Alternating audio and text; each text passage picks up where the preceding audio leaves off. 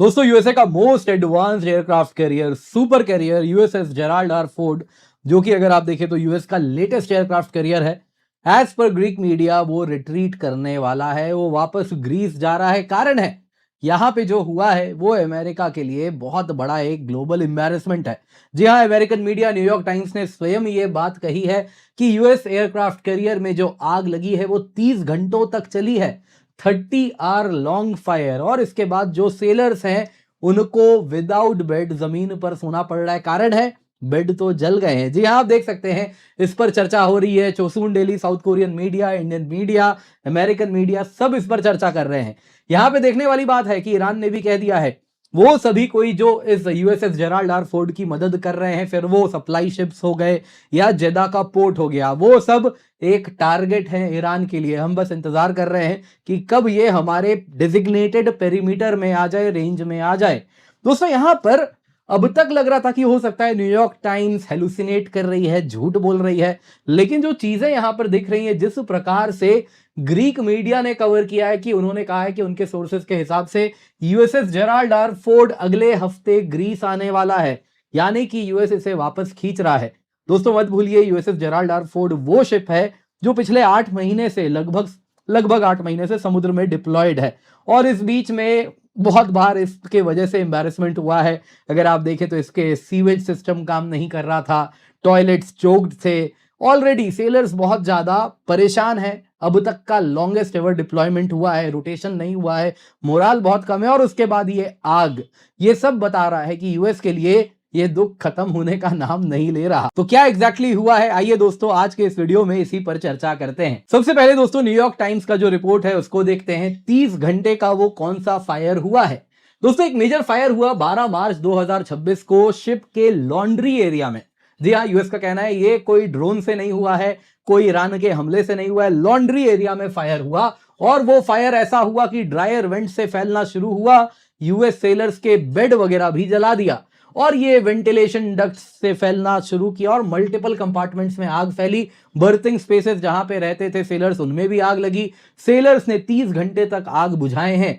600 से अधिक सेलर, अगर आप देखें तो वैसे यहाँ पे 4,500 सेलर होते हैं यूएसएस जेराल्ड आर फोर्ड में, उनमें से 600 सेलर उनके जो बेड थे वो आग में स्वाहा हो गए। और उसके बाद वो जमीन पे, फर्श पे, टेबल पे, मेकशिफ्ट एरियाज में सो रहे हैं। आप सोच सकते हैं वॉर डिप्लॉयमेंट है, उसमें स्लीप कितना इंपॉर्टेंट होता है, वो भी हैम्पर हो रहा है। Laundry facilities obviously out of service है।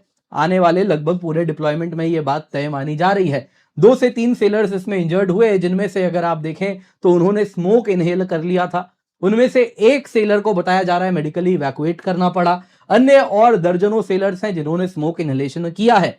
प्रोपल्शन प्लांट जहां तक है, जिस वजह से यूएसएस जेराल्ड आर फोर्ड चल रहा है ना, उसका न्यूक्लियर कैरियर, उसका जो न्यूक्लियर अगर आप देखें रिएक्टर है, वो सब इंटैक्ट है। वैसे ही कॉम्बैट सिस्टम में कोई समस्या नहीं है, लेकिन हाँ लंबी आग लगी है।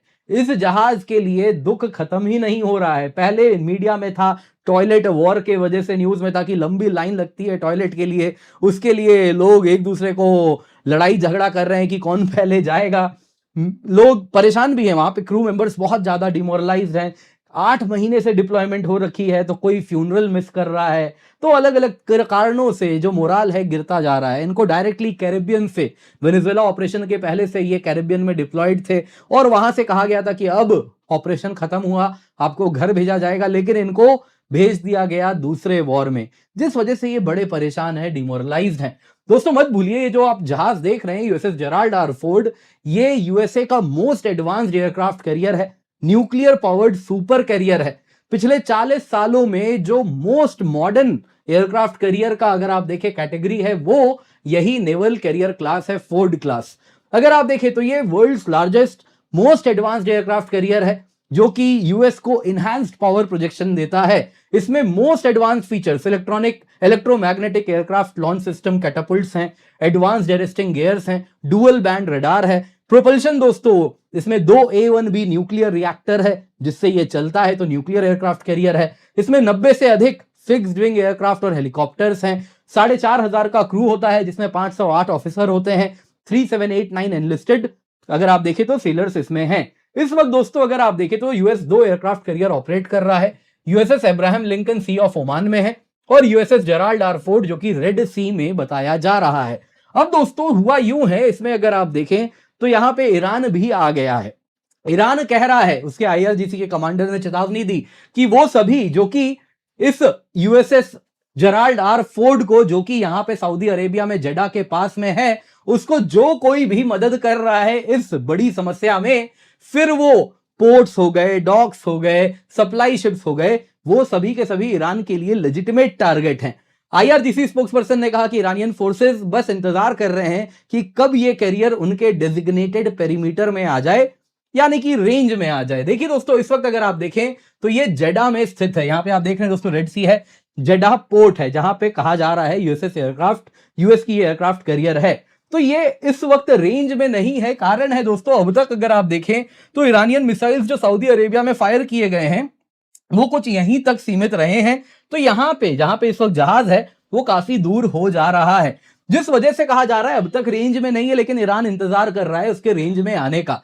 यहां पे अन्य और ईरानियन क्लेम्स आए हैं कि उन्होंने यूएसएस अब्राहम लिंकन को सीवियर डैमेज किया था। हालांकि जेराल्ड आर फोर्ड को लेकर ईरानियन क्लेम अब तक नहीं आया है। आपको बता देता हूं, उनका क्लेम अब्राहम लिंकन को लेकर के था, जिसमें उन्होंने कहा था कि हमने बैलिस्टिक मिसाइल से इस पर हमला किया है। फोर्ड फायर शायद ईरान के अब तक, वरना क्रेडिट ले सकते थे कि हमने ही शायद ड्रोन मार के गिराया है, लेकिन अब तक ईरान से ऐसा कुछ नहीं आया। लेकिन हाँ, जेडा पोर्ट को वार्निंग दे दी गई है, हमें पता है तुम सप्लाई कर रहे हो इसको, तो तुम अब एक वैलिड टारगेट हो। यहां पे दोस्तों अगर हम जेराल्ड आर फोर्ड की बात करें तो इस वक्त जैसा मैंने बताया जेडा में है। एज पर दी ग्रीक मीडिया, जो कि रिपोर्ट्स आए हैं, ई कथी मेरिनी उनका अखबार है, जिसके द्वारा उन्होंने कहा है कि हमें पोर्ट से पता चला है कि अगले हफ्ते ये जो एयरक्राफ्ट कैरियर है ये जेडा से ग्रीस आने वाला है, मेडिटेरेनियन सी में आ जाएगा। क्रेट जो कि उनका नेटो का बेस है वहां पर आने वाला है और वहां पर रिफ्यूल किया जाएगा और पॉसिबल इन्वेस्टिगेशन होगा कि आखिरकार ये आग कैसे लगी। देखिए दोस्तों, अब तक जब तक मैं ये वीडियो बना रहा हूं यूएस नेवी का कोई ऑफिशियल कंफर्मेशन नहीं है, सेंटकॉम से कुछ नहीं आया है कि क्रेट ये रिटर्न करेगा या नहीं करेगा। रिटर्न भी करता है तो देखिए नॉर्मल है, क्योंकि end of the day ship के पास लिमिटेड सप्लाई है, तो रीसप्लाई करना है वापस से। इतने सारे जो ईरान मिसाइल चला रहा है उसको गिराने के लिए इतने सारे इंटरसेप्टर्स चल रहे हैं, तो वो सब वापस से रीसप्लाई करना है, तो स्टैंडर्ड है, ऐसा कुछ नहीं है कि अलग होने वाला है। लेकिन हाँ, अगर फायर की वजह से ये एक बार ग्रीस चला जाता है और फिर ये शिप पे लंबा कहीं ना कहीं मेंटेनेंस पीरियड जैसा लग रहा है हो सकता है, तो उसके बाद इस वॉर में इस शिप के वापस आने की संभावना बेहद कम होती जा रही है। जो भी है दोस्तों, अब तक ये जो यूएस का ईरान में एडवेंचर रहा है, काफी ज्यादा आप अगर देखें तो हम्बलिंग एक्सपीरियंस यूएस के लिए है। जिस प्रकार से उसने वेनेजुएला ऑपरेशन किया था, उसके बाद जो परसेप्शन ये बनाना चाह रहा था कि यूएस के सामने कोई खड़ा ही नहीं हो सकता, मतलब वो नेक्स्ट सेंचुरी से आई हुई उनकी आर्म्ड फोर्सेस है, वो परसेप्शन थोड़ा ब्रेक हुआ है, क्योंकि end of the day Iran भी कोई कंपैरेबल पावर तो है नहीं यूएसए के सामने। एंड ऑफ द डे दोस्तों, अगर ये जिससे कॉम्पीट करते हैं वो चाइनीज आर्मी, चाइनीज नेवी से है, तो उनके लिए उनके साथ कॉम्पीट करना है तो आने वाले दिनों में अमेरिका को थोड़ा गेम इंप्रूव तो करना पड़ेगा, क्योंकि इस वक्त तो यही दिख रहा है कि पावर एसिमेट्री बहुत ज्यादा अधिक नहीं है। जी हाँ, उनके पास एडवांस्ड वेपन्स हैं, लेकिन ईरान ने दिखा दिया है कि लो कॉस्ट वेपन से भी उनको तोड़ा जाया जा सकता है।